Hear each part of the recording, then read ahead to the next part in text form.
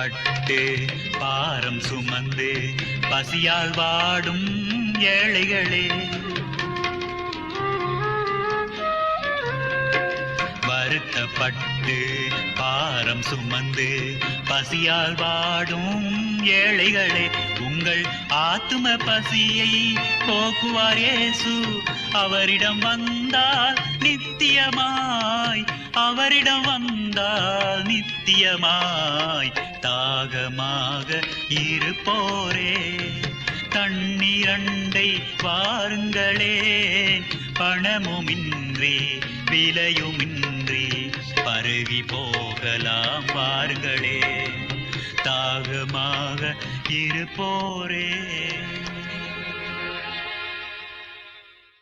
கர்த்தருக்குள் அன்பானவர்களே, அனுதினமும் கிறிஸ்துவுடன் தியான வேளைக்கு உங்களை அன்புடன் அழைக்கிறோம். இன்றைய தியானத்திற்கான வேத வாசிப்பு யோவான் 4ஆம் அதிகாரம் வசனம் 4 முதல் 10 வரை. தியானத்தின் தலைப்பு அன்பின் தாகம். இயேசு அவளை நோக்கி தாகத்துக்கு தா என்றார். யோவான் 4ஆம் அதிகாரம் வசனம் 8. தாகம், பசி இரண்டும் சரீர தேவைகளுக்கான இயல்பான உணர்வுகள். மனிதனை படைத்த தேவன் தோட்டத்தில் உள்ள கனிகளை உண்ணும்படி சொன்னார் அல்லவா? தோட்டத்தை சுற்றிலும் 4 புறமும் நதி ஓடியதல்லவா? ஆதியாகமம் 2ஆம் அதிகாரம் வசனம் 9 முதல் 14 வரை. நமது சரீரம் ஆரோக்கியமாய் இருக்க காற்று ஒளியுடன் கூட தண்ணீரும் உணவும் மிகவும் அவசியம். ஆனால் இன்று காற்றும் ஒளியும் குன்றி போகாதிருக்க உணவும் தண்ணீரும் மனிதனுக்கு மாறாக எழும்பிவிட்டதோ என்று எண்ண தோன்றுகிறது. சமாரியர் யூதருக்கு வெறுப்பானவர்கள். ஆனால் இயேசு தனது பயணத்தை சமாரியாவின் ஊடாக வைத்தது ஏன்? அதிலும் மதிய வேளையிலே வந்து அந்த கிணற்றின் அருகே உட்கார்ந்தார். சீஷர்கள் ஊருக்குள் போன பின்னர் ஒரு பெண் வருகிறாள்.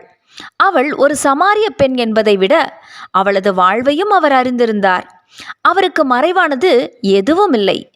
ஆனால் மற்ற பெண்களுக்கு முகம் கொடுக்க முடியாமல் மதிய வேளையை பார்த்து வந்து நிற்கிற அவளிடம் இவர் தாகத்துக்கு தா என்கிறார். நடந்து வந்த களைப்பு இயேசுவுக்கு இருந்திருக்கலாம். அவளும் தனது தாகத்தை தீர்க்கவே தண்ணீர் மொள்ள வந்திருந்தாள். ஆனால் இயேசுவோ அவளது வறண்ட ஆத்துமாவையும் வாஞ்சையுள்ள தாகத்தையும் கண்டார். அதை தீர்க்கத்தக்க அவளுக்கு ஜீவ தண்ணீரை அறிமுகப்படுத்தினார். ஆம், அவளுக்குள் இருந்த தாகத்தை கண்ட இயேசுவும் அவளை குறித்த ஒரு தாகத்தோடு வெறும் சரீர தாகத்தை தீர்க்கும் தண்ணீர் கேட்டு பேச்சை ஆரம்பிக்கிறார் என்பதை கவனிக்க வேண்டும். யூதராலே வெறுக்கப்பட்ட இனத்தை சேர்ந்த அவள், பகிரங்கமாக பாவத்தில் வாழ்ந்த அவள், ஒரு வெட்ட வெளியிலே நின்றிருந்த இவளிடம் இயேசு பேசுகிறார். வாழ்வு தடுமாறிய ஒரு பெண்ணின் மீட்பின் நிமித்தம் இயேசு அந்த வழியிலே வந்தாரா? அக்கிராமத்திலே தம்மை ஏற்றுக்கொள்கிறவர்கள் இருக்கிறார்கள் என்பதை அறிந்து அந்த வழியே வந்தாரா? சுவிசேஷம் முழு உலகுக்கும் உரியது. தீண்டத்தகாதவர்கள், ஒருபோதும் திருந்தாதவர்கள் என்று நாம் யாரையும் தள்ளி வைக்க முடியாது. நாம் யாருடைய ஆத்தும விடுதலைக்காக தாகம் கொள்கிறோமோ கர்த்தர் அந்த இடத்துக்கு நம்மை அனுப்புவார், பெரிய காரியம் செய்வார்.